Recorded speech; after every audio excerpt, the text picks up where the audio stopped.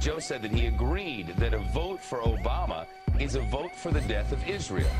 Joe the plumber is on the line with us now. Joe, thanks for joining us. Why specifically is a vote for Barack Obama a vote for the death of Israel?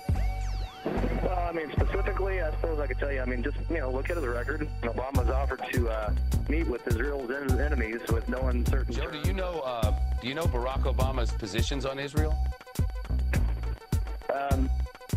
Listen, I know you want to really get some answers on this one. I'm just not going to help you out here, Shepard. You don't want my opinion on foreign policy. I know just enough probably to be dangerous. Yeah, well, that's what I was kind of wondering. I wonder if you think it's dangerous at all for people to say a vote for Barack Obama is the same as a vote for Israel. I was just going to say, do you think a lot of that has to do with some hateful things that spread all over the internet? I mean, after all, Barack Obama has said repeatedly, time after time, that there is nothing more important than the United States' friendship with Israel, and that the United States will back up Israel every moment of every day if and when he becomes president of the United States. He could not have been clearer about it in his positions and in his speeches. And I just wonder what it is that makes you think that he's lying about that. Well, just what I've got back. I mean, actions. I've heard words, and I hear words from politicians all the time. But actions kind of give you an idea of how people. I'm just trying to figure it out. Actions, well, the actions that I see is, offering to meet with certain, enemies of the United States, and no one. Stop it already. My goodness. Welcome back into the second set. And, of course, you can reach the J. Ross Show at the JRossShow@live.com, the JRossShow@live.com. Okay, people stop sticking mics in this guy's face. Joe the plumber or Samuel Joseph the unlicensed plumber. We've had enough of this guy. It's time for him to go away. It's time for him to fade into the American sunset. He's a joke. People are actually booking this guy for interviews. John McCain has put him on the trail. Now, do you think first of all, he picked Sara Palin as a vice presidential candidate. Then he has this clown, in the waning days of his campaign, where he is down in almost all the polls, he goes and get this low-life loser, Samuel Joseph, the unlicensed plumber, the guy who owes back taxes, the guy who lied about trying to buy a business. This guy with suspended Arizona driver's license. Wow. And what state is McCain from? He puts everything around this lying sack of doo-doo. Come on, folks. It's time for Joe to go away. We've had enough of Joe the plumber. Hey, listen, why don't you get back under a sink somewhere and work on some pipes? But wait a minute now. If you do, the PACAA will come and remove your ass if your butt crack cheek is showing. This guy is crazy. This is nuts. Ridiculous. Anywho, let's move on. We're tired of all this nonsense. Listen,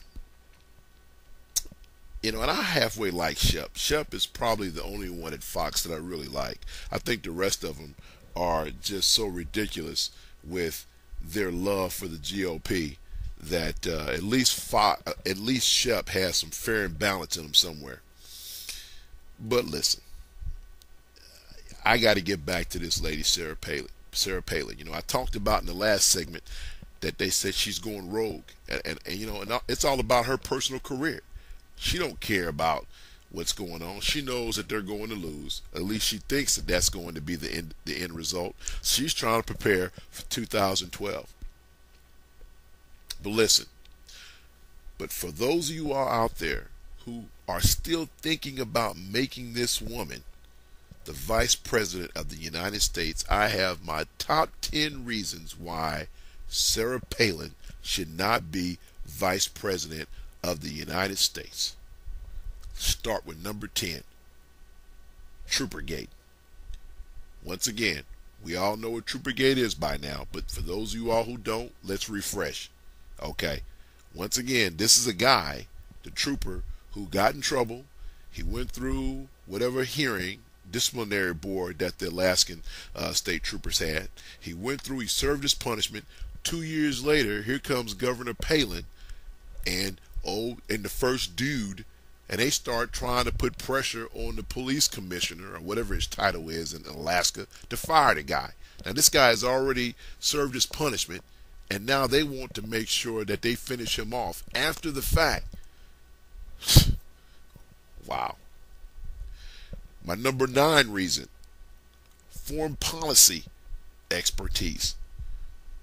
Now, you know, when asked what her foreign policy expertise was, she said that she could see Russia from her house. And that's a lie, because the only place in Alaska, CNN did a report on this, the only place in Alaska where you can see Russia is this very remote island in Alaska, in which she's never been to. So she lied. Number 8, she's gone rogue. But let me add something to that, because I want to talk about the per diem. All right? She lied about per diem. Once again, per diem is an expense that you get while you're on business to take care of the things that you would normally receive from home. You would normally receive from home, like, you know, a house over you, a roof over your head, transportation, and food. That's what you get on the business trip. They pay you per diem. Well, she charged the state of Alaska per diem, and she never left her house. If she worked for a company, they would fire her behind that. Plus, she took her kids on unauthorized trips. And I hear people say, well, she's a mom, she should be able to take her kids. Listen, some trips she could do it, some trips she weren't supposed to. If you go on a business trip, once again, you can take your family at your own expense. You can't charge your company for that. Once again, an offense that she would be normally terminated from her job. Number 7, experience. Now, I know this sounds weird because Barack Obama is on the top of the Democratic ticket, but once again, her experience, I mean, come on. I mean, the state of Alaska, it has the population equals the population of Fort Worth, Texas. Come on. Get away from that. Number 6, people in her own campaign are calling her, saying things like she's a whack job. These are people who are around her 24/7. Come on. That should tell you something. Number 5, once again, they are also saying things like she does not trust her aides, her family. The only person she trusts is her. Come on, what type of self-serving agenda is that? Do you ever notice how she carries her baby around too? Reminds me of Michael Jackson. I mean, she carries her like she's a piece of luggage. Speed this up, I'm running out of time. Number 4, the Kurt Gibson interviews. Enough said. If you saw those, you should have said, you know what, there's no damn way this could happen. She didn't know nothing. Number 3, her stance on abortion. In the case of incest and rape, she still does not support abortion. Think about that. That's ridiculous. Come on. Oh, my goodness.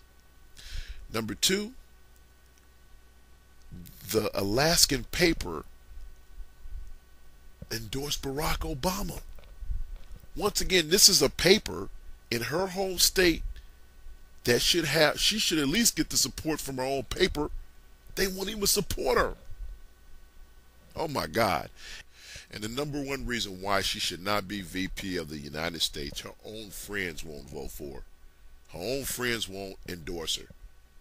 Come on. What type of friends do you have? What does that say about you when the people who are closest to you will not endorse you? Tell you what, third and final set's coming up. Keep it right here on the J. Rouse Show.